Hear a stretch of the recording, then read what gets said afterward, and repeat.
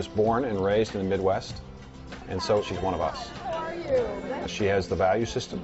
She has the understanding of the traditions that come from the heartland. Hillary is a person who will be up and running on day one in the White House. She is very effective, very efficient, very smart.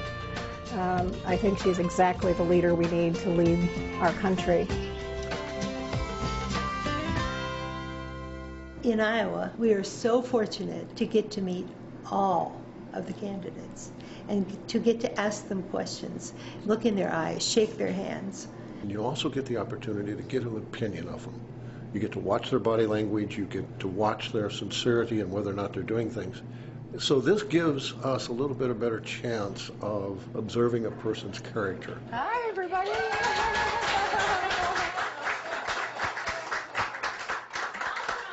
Hello. How are you all? You're looking really chirpy today. Hey, that's good. I thought I'd be a little, cheerful and colorful this morning. Well, I really appreciate your coming together to visit with me, and particularly on the very difficult issue that I hear from Iowans about everywhere I go, and that is Iraq. Yeah. Absolutely. Yeah. I think it's fair to say that the way that this administration has conducted this war has been wrong from the start. In fact, I think it's accurate to say that the president misled everybody. And for the life of me, I don't understand why, if he was so intent upon waging that war, he wasn't better prepared for what was going to happen. We're trying now in the Congress to persuade or convince or require the president to begin to extricate us from Iraq. He hasn't shown any indication that he's willing to do that yet. And I have said consistently that if he doesn't end the war in Iraq before he leaves office, when I'm president, I will. I'm a retired general, and like many Americans, I and many of my military colleagues are deeply troubled and concerned about the war in Iraq. Hillary Clinton is really the most qualified candidate to lead us safely and smartly out of Iraq. Senator, I'd like to know how you plan to get us out of Iraq. Yes. What is your intention? The way to think about ending our involvement in Iraq starts with what I consider to be a three-point plan. Number one, start bringing our troops home. Get them out of the urban combat in this civil war. We cannot police it, we cannot solve it, we cannot end it. Then secondly, make it very clear to the Iraqis that unless they do the political work, they are going to be on their own. Exactly. That's what they need to do. They're the ones who need to decide stuff. That's right. Not us. Well, we can't do it for them. We're not responsible. We can't do it for them. Directions. It's 100% right. But then thirdly, we've got to get back to diplomacy. Diplomacy's been a bad word in this administration. That has been a terrible mistake. Absolutely. It has dug us into even a deeper hole. We've lost so much credibility with the world, and her ideas of strengthening our relationship with other countries is probably the most important thing. She understands the dilemma we're in Iraq, and we're in a no matter what you do, you lose situation. I don't think there is an alternative to our withdrawal, because whether we do it next month or we wait until George Bush leaves office, there will be violence unless the Iraqi people themselves decide to stop it. And the Iraqi leaders and the Bush administration have failed on the political front. They've been unwilling to do the hard work of the reconciliation, of deciding what to do about the oil revenues. And I would put tremendous pressure on the Iraqis and tell them very clearly that unless they began to do the political work, they were not going to get our aid. They were not going to continue to have our support. Hillary has the capacity. She knows what she wants to do. She will bring this war to a close, and she will do so in a way that protects our strategic position in the region and enhances rather than distracts or detracts from our own national security. I've been to Iraq 3 times. I have met with a lot of our commanders and a lot of our soldiers and Marines who are on the front lines, and there is no military solution. Everyone says that. Even the most gung-ho, hopeful military commander says there is no military solution. I mean, you went and seen it firsthand. You were there. Right. That makes an impact.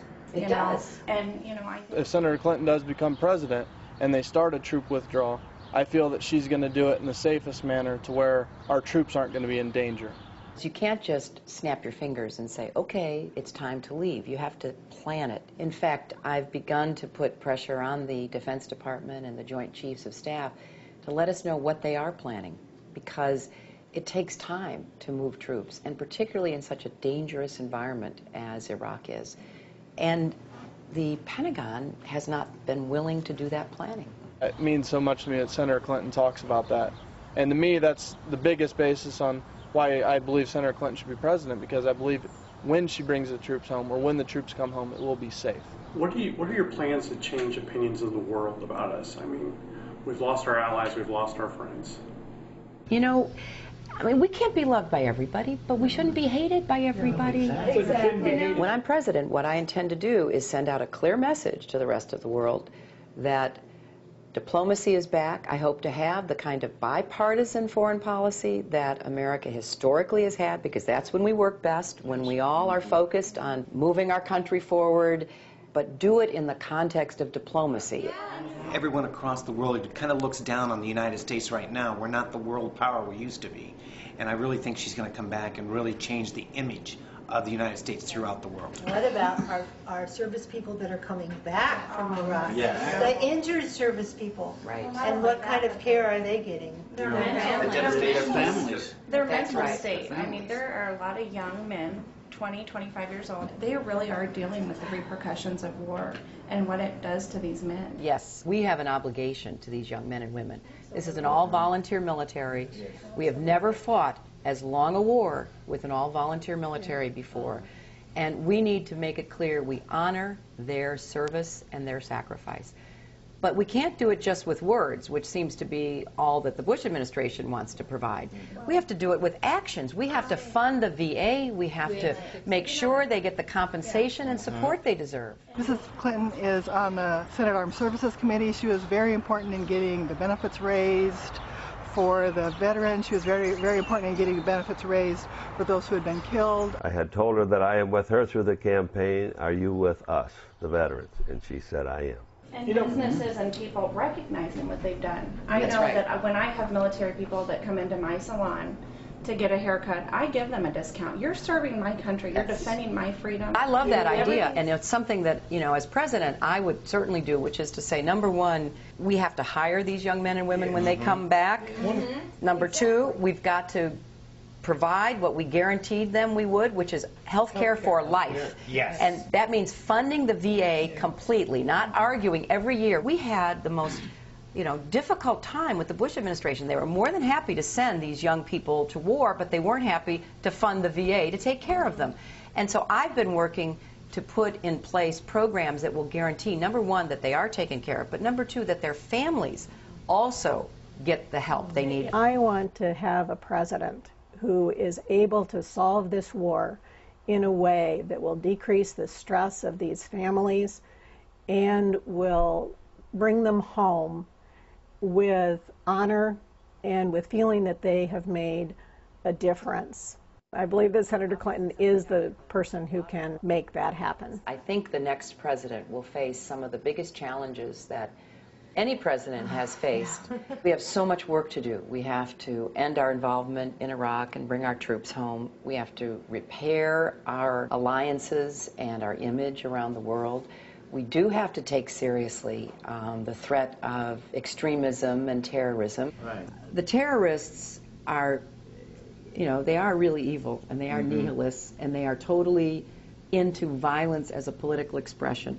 The fact that in Great Britain, the people who were pulling off those attempted bombings, thank goodness they didn't work, were doctors. Yeah. Can you imagine? No. I mean, people who are supposed to take the oath to care for people.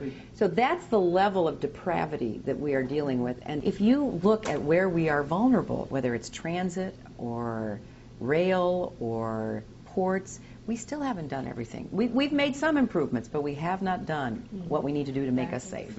In addition to all of the other attributes that Senator Clinton has, there is also a toughness and an understanding of the necessity that government's fundamental responsibility is to make sure that we are safe. She's definitely a force. You can feel her power. And that she's very knowledgeable, very experienced, yet warm. such a huge command of the issues. I was really impressed with her. And I think that she can turn this whole fiasco around. The reason why I love this conversation is that I think that we need to do this across our country, and there's no better place to do it than in Iowa, because given the way the caucuses operate, you really have to have this conversation with people. So I'm excited to be part of this caucus experience, and I really appreciate all of you taking your time. We appreciate you coming. Volumes that you would come and obviously I'd love to earn your support in the caucuses, but let me thank all of you, and particularly let me thank Carl and Linda for having us here. This is such a wonderful place. Thanks to all of you for coming.